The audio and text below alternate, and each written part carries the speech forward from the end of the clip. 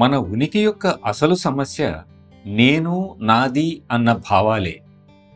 ఇది చాలా నిగూఢమైన సత్యం. అందువలన మనకు ఈ వ్యక్తిగత విషయాలు ఉన్నంత వరకు ఇప్పటికే ఉన్న బరువును పెంచుకుంటూ, సంస్కారాలను సృష్టించుకుంటూ, మన ఆధ్యాత్మిక జీవనాన్ని అస్తవ్యస్తం చేసుకుంటూ ఉంటాం.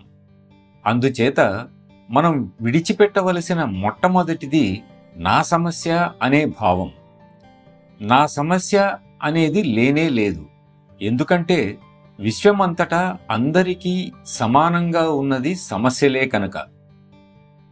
అవి అందరివి అయినప్పుడు కేవలం మీవి ఎలా అవుతాయి?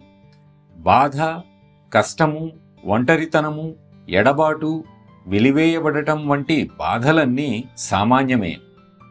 అందుచేత పాపాత్ముని మొదలు మహాత్ముని వరకు అందరికీ సమానంగా ఉన్నవి బాధలు, కష్టాలు, ఒంటరితనము. నా బాధ, నా కష్టాలు అని అనటం హాస్యాస్పదమే అవుతుంది.